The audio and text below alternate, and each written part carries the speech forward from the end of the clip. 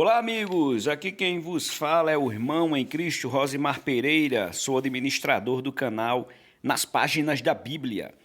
Nesse vídeo quero trazer aqui uma informação muito importante sobre um personagem bíblico, porém que a Bíblia nos dá muitas informações sobre ele, porém sobre sua morte a Bíblia não fala nada, né? Que é o grande rei, né, o grande Herodes, mais conhecido aí também como Herodes o Grande.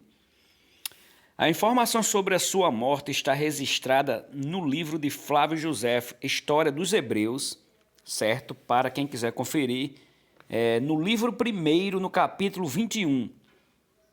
Essa mesma história também ela está registrada no 17º livro de Antiguidades Judaicas, parte 1, do mesmo autor, Flávio Josefo. Em Antiguidades Judaicas, você vai encontrar no livro 17º, nos capítulos 8, 9 e 10. Porém, eu vou relatar aqui o que Josefo, grande historiador do primeiro século, escreveu sobre esse infame personagem bíblico, bem como também histórico, com a narrativa do livro 1º de História dos Hebreus, no capítulo 21.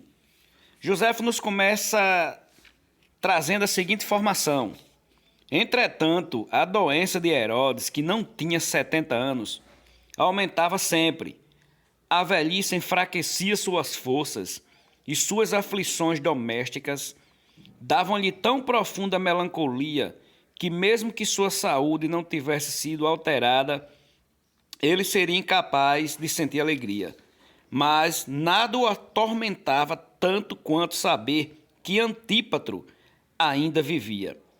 Ele não determinou se o faria morrer, esperava somente ficar bom da doença para ordenar sua morte. Aqui nós vemos na narrativa Herodes com raiva de um personagem aqui, Antípatro, né? Que depois ele vai mandar executar esse cara. Nós vamos ver mais na frente. Uma grande perturbação em Jerusalém causou-lhe novos desgostos. Judas, filho de Sarifeu, e Matias, filho de Margalote, eram muitíssimos amados pelo povo, porque eram tidos como os mais sábios de todos, na explanação das nossas santas leis. Eles instruíam a juventude e havia sempre um grande número que assistia às suas lições. Quando esses dois homens souberam que a tristeza do rei, unida à sua doença, enfraquecia cada vez mais. Disseram aqueles em quem mais confiavam que era chegado o tempo de vingar a injúria que Deus recebera por meio de obras profanas feitas contra sua ordem expressa, que proíbe ter no templo figuras de qualquer animal. Isso porque Herodes, o Grande, ele mandou colocar lá uma estátua, né, de frente ao templo, né? Assim falavam porque Herodes havia feito colocar uma águia de ouro, certo? Como eu falei agora, sobre a porta principal do templo. Veja só como Herodes era perverso, né? Eles exortaram então os moços a arrancar aquela águia, dizendo-lhe que, quando mesmo houvesse nisso algum perigo, nada lhes poderia ser mais glorioso do que expor-se à morte para defender suas leis e para conquistar vida e fama imortais, e que somente os fracos, que como eles não eram instruídos nas verdadeiras sabedoria, preferiam morrer de doença num leito do que terminar seus dias na execução de empresas heróicas. Depois de terem assim falado, espalhou-se a notícia de que o rei estava no fim da vida. Esse boato animou-os ainda mais, e assim eles se atreveram, à vista de grande multidão reunida no templo, amarrar grossos cabos àquela águia e arrancá-la. Então, quando os dois personagens, né, Judas e Matias, souberam que Herodes estava no leito de morte, eles ousaram atirar aquela estátua da águia, né, de frente ao templo. Só que Herodes ainda estava no leito de morte, mas vivo, e mandou executar eles dois, né? Foi bastante terrível o Herodes. Então, prosseguindo aqui na leitura, vamos lá. Nossa santa lei, responderam-lhe, como retrucou o soberano, não podendo evitar a morte pelo vosso crime, ainda mostrais alegria em vosso semblante. Por quê? Responderam os jovens, essa morte nos cumulará de felicidade na outra vida. Tais respostas irritaram de tal modo a Herodes que sua cólera, mais forte que a doença, deu-lhe forças para ir ao estado em que se encontrava, falar ao povo.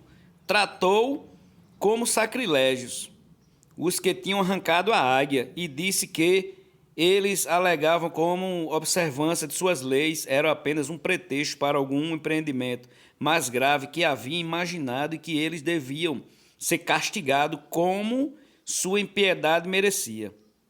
O povo, no temor de que o castigo se estendesse a vários outros, rogou-lhe que contentasse de mandar castigar os autores do crime, né?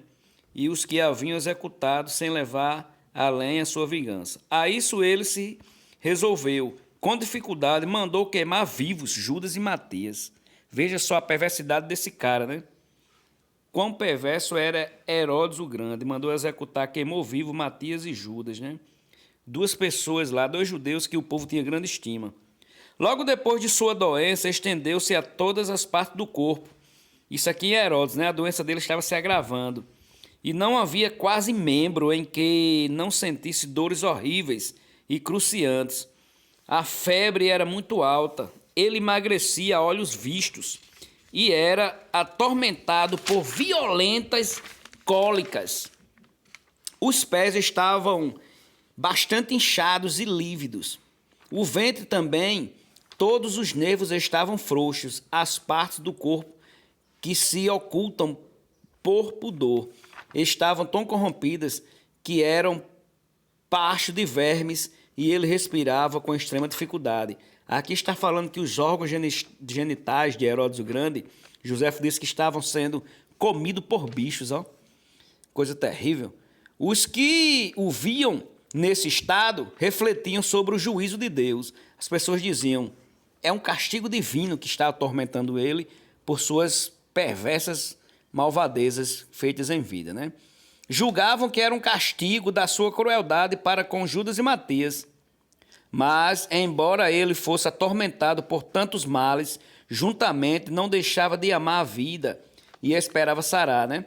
Então aqui José vai dizer que ele foi à procura de médicos, né?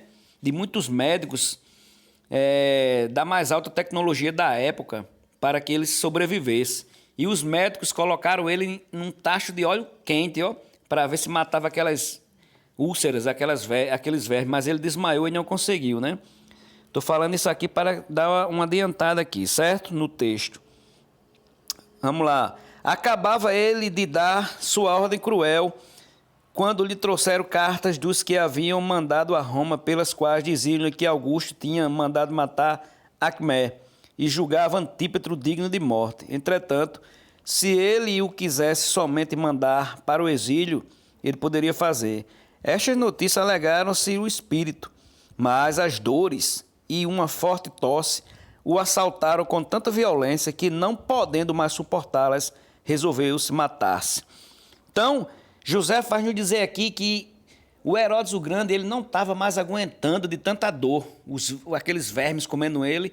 Ele pediu uma faca e uma maçã, né? Que ele tinha um costume de cortar, descascar a maçã e comer os pedaços de maçã, né?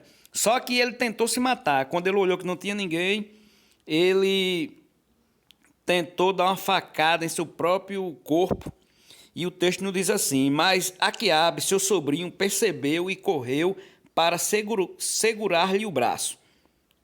Então todo o palácio encheu-se imediatamente de gritos e clamores, julgando que ele tinha morrido, né? Essa notícia chegou até Antípatro, que é o cara que ele tinha ódio, né?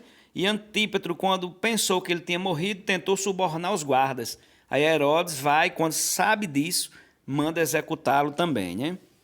Então ele manda executar Antípatro. Veja só, Antípatro, que concebeu então novas esperanças, rogou aos guardas que o pusessem em liberdade, prometendo-lhe grandes recompensas, né? Quer dizer, o cara queria subornar os guardas. Mas o comandante não somente não quis satisfazê-lo, mas foi imediatamente relatar tudo ao rei. Quer dizer, o cara foi contar a Herodes que ele queria subornar. Este ficou tão irritado, Herodes, que soltou um horrível grito. Não obstante sua extrema debilidade e mandou no mesmo instante matar Antípatro na prisão, ordenando que o interesse no castelo de que enterrasse no castelo de Hircano. Modificou em seguida o testamento. Então, Herodes, sabendo que ia morrer, ele modificou o seu testamento, né, dizendo que Arquelau, seu filho, iria herdar o trono, né? Esse infeliz de José, pai, o infeliz pai, viveu ainda mais 5 dias depois da morte de Antípatro. Quer dizer, depois que Herodes manda matar Antípatro, ele fica mais 5 dias e morre também, né? Tendo o seu reinado em toda a Judéia por 34 anos, desde a morte de Antígono, e 37 anos depois de ter sido constituído rei pelos romanos. Jamais príncipe teve tantas amarguras e desgostos em família, nem mais felicidade em tudo mais, sendo apenas um cidadão qualquer. Ele não somente se viu elevado ao trono, mas reinou por muito tempo e deixou a coroa a seus filhos. Então, queridos, aqui Flávio José, o grande historiador, nos dá os detalhes da morte desse grande imperador lá no território palestino, porém bastante perverso e cruel. Um dos homens mais cruéis da humanidade foi Herodes o Grande, e ele morreu devorado por bichos.